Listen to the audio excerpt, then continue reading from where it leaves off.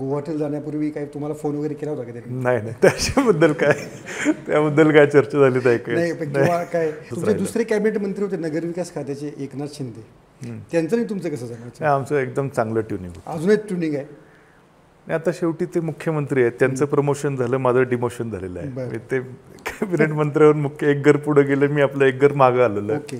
पण मात्र त्यावेळेस आमचं ट्युनिंग अत्यंत चांगलं होतं.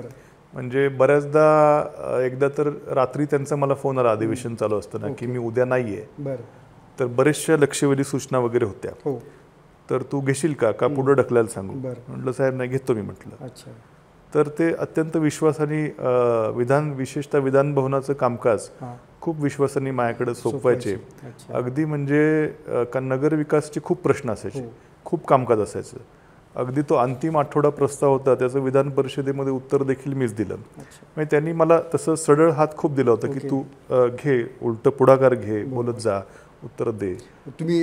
त्यांनी तुम्हाला एवढा सडळ हात दिला. गोवाटेल जाण्यापूर्वी काही तुम्हाला फोन वगैरे केला होता का त्यांनी? नाही नाही त्याबद्दल काय चर्चा झाली नाही पण किंवा काय आपला एक विश्वासू मंत्री आहे, जरा त्याला सोबत काय बरोबर घ्यावं किंवा कसं काय असं काही? नाही असं काही विषय झालंच नाही काय. त्या दिवशी मतदान होतं. बरं, ओके. मला वाटतं विधान परिषदेचं मतदान, विधान परिषदेचं मतदान होतं. निवडणूक होती. मी काउंटिंगला पण मी आतमध्ये होतो, बरं, काउंटिंग एजंट म्हणून मी होतो.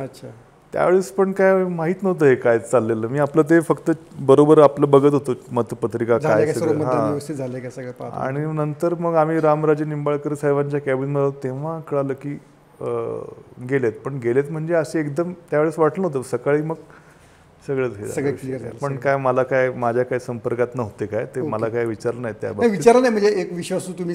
नाही त्या बाबतीत काहीच विषय नाही. कारण शेवटी त्यांना माहिती की शेवटी मी आदरणीय पवार साहेबांचं जास्त विश्वासू आहे, त्यामुळे ते बाकी तसला काही विषय नाही. पण मात्र 2.5 वर्ष त्यांच्यासोबत कामकाज करताना त्यांनी मात्र खूप तसं चांगला अनुभव मात्र मिळाला. निश्चितच म्हणजे जे आहे ते.